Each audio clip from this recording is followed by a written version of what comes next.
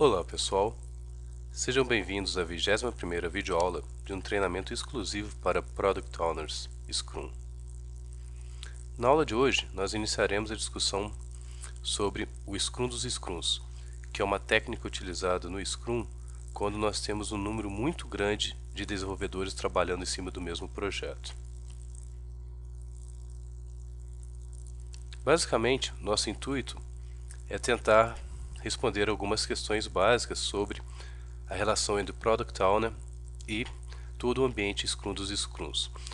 Inicialmente respondendo uma pergunta que aparentemente parece ser trivial, mas que nós iremos ver que na questão especificamente de gestão de pessoas não é, que é a pergunta se mais recursos é igual a mais velocidade.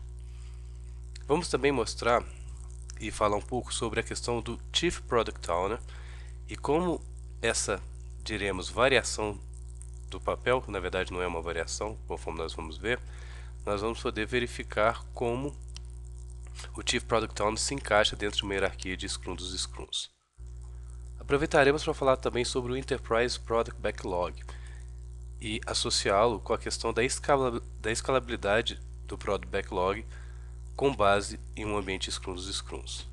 E também vamos falar um pouco sobre as reuniões e como adaptar as reuniões presentes no Scrum para ambientes de Scrum de Scrums.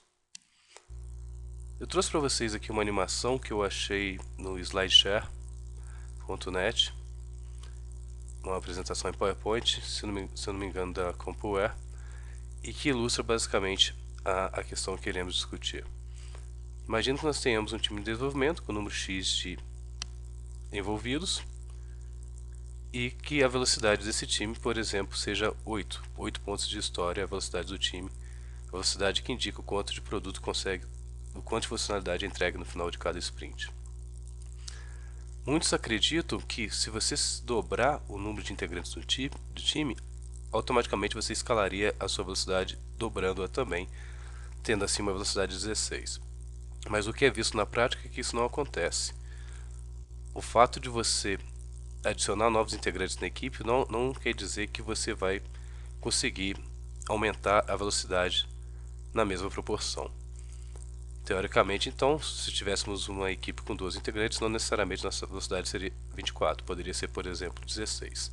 A questão é que já foi muito estudado na literatura e publicado em muitos eventos internacionais de renome, que quanto maior a sua equipe, maior a overhead de comunicação, mais difícil a autogestão, a auto-organização e, por conseguinte, a produtividade acaba diminuindo.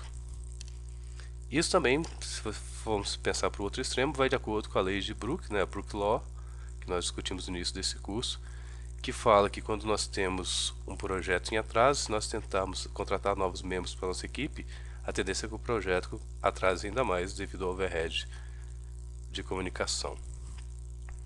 Ainda com a animação obtida através do SlideShare, nós temos aqui como que poderia ser possível, por exemplo, uma empresa que tivesse um número muito grande de integrantes, de desenvolvedores trabalhando no mesmo projeto, como que você poderia fazer isso no Scrum.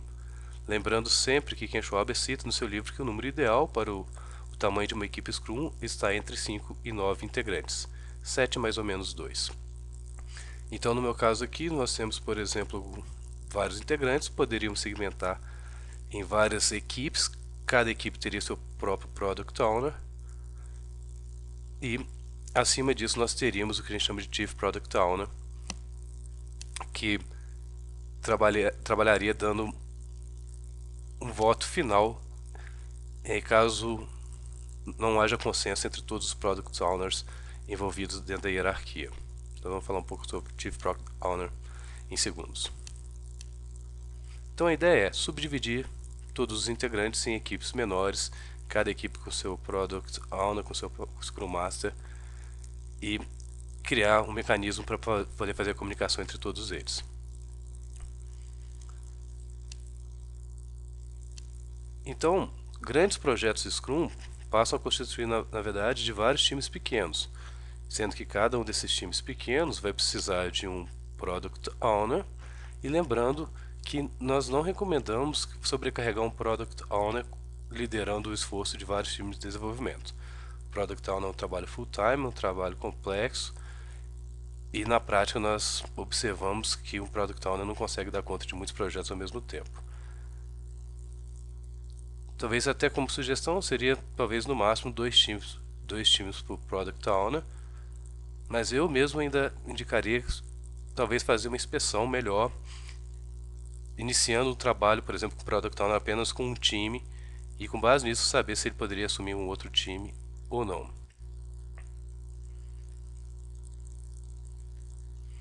Apenas uma ressalva aqui, eu optei por não traduzir o termo Chief Product Owner, porque eu particularmente não gosto muito da nomenclatura chefe, seria basicamente a tradução de Chief Product Owner, porque quando nós falamos de chefe, pelo menos para mim, remete à questão de comandar e controlar. Então só por isso que eu optei por não traduzir, porque embora você tenha o Chief Product Owner, nós vamos ver que a hierarquia é horizontal.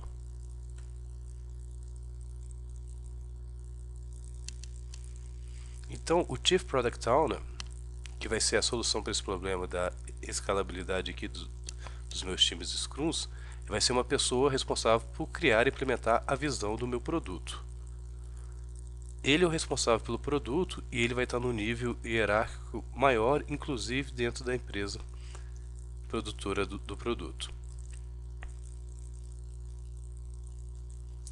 Cabe ao Chief Product Owner nortear todos os trabalhos dos outros Product Owners. Por quê? Porque nós teremos um trabalho adicional numa hierarquia de Scrums dos Scrums, tendo em vista que muitas das equipes poderão inclusive estar localizadas em regiões geográficas distantes, fazendo que toda a comunicação e sincronização dos trabalhos sendo feitos pelas equipes individuais seja feita de forma correta. A integração passa a ser algo muito importante quando você tem uma hierarquia de Scrums e Scrums. Então, o Chief Product Owner que vai ser a pessoa que vai liderar essa questão, de forma que os requisitos sejam comunicados consistentemente para os diversos times e porque a gente consiga também otimizar o progresso geral do projeto. Cabe a ele, então, para isso, facilitar essa tomada de decisão e cabe a ele ter a palavra final, caso não seja atingido um consenso, tendo em vista que nós vamos ter vários Product Owners. Em algum momento haverá interesses conflitantes e caberá ao Chief Product Owner esse voto de Minerva, diremos assim. Então, retirado do livro do Roman Pichler, que eu vou discutir daqui a pouco nas referências com vocês ao término do curso, eu tirei essa figura, onde nós temos aqui, por exemplo, 3 Product Owners, cada um comandando um time A, um time B e um time C, sendo que o Product Owner do time B também atua como Chief Product Owner, caso haja problemas, por exemplo, de interesses conflitantes entre os outros Product Owners que fazem parte da hierarquia de Scrum dos Scrums. Então, a hierarquia de Scrum dos Scrums, elas variam desde um pequeno time de Product Owners, com um Chief Product Owner, até uma estrutura complexa, que permite uma colaboração mútua e de forma eficiente para o sucesso de produtos dentro de tais cenários, né? Mas eu queria salientar que, apesar da hierarquia aparecer que você tem realmente um chefe, o Chief Product Owner é uma pessoa que exerce esse papel, mas ele tem basicamente o mesmo poder que os outros Product Owners têm.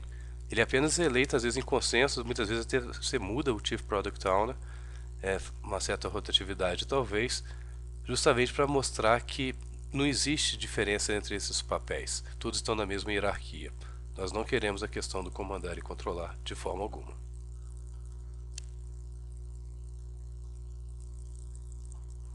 Uma outra figura retirada do livro, só para vocês entenderem um pouco como pode ficar complexo uma hierarquia de Scrums e Scrums, nós temos aqui um sistema de uma empresa onde o produto é um telefone, tanto a parte de software para esse telefone. Então, em cima eu tenho o Chief Product Owner, responsável pelo produto como um todo, e eu vou descendo na hierarquia e vou ter segmentações do meu produto. Poderia ter uma hierarquia só para a parte de entretenimento, para a parte de comunicação, de calendário, coisas do tipo.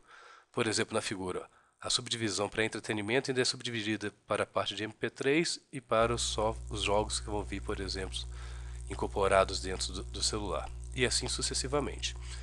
Quanto mais alto na hierarquia, maior a responsabilidade do Product Owner. É o que a gente vai ver daqui a pouco.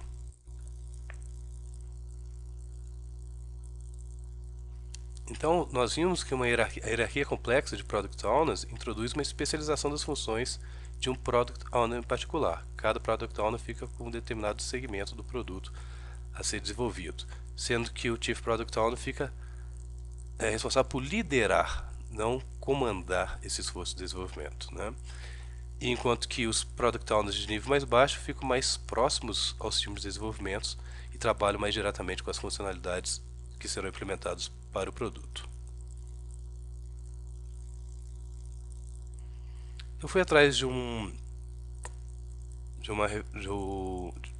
citação do Ken Schwaber, fui atrás do livro dele para poder citar, e lá ele define basicamente a questão do papel do Product Owner, inclusive com o Chief Product Owner. Então, segundo Ken Schwaber, o Product Owner planeja, compõe, distribui e acompanha o trabalho do nível inferior.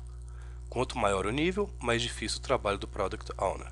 A responsabilidade do trabalho em nível do produto normalmente requer alguém de nível de diretor ou vice-presidente. Então, esse que eu quis trazer na íntegra para vocês verem que o Chief Product Owner é previsto no Scrum, inclusive citado nos livros do Ken Schwaber, que eu também comentarei no final desse curso.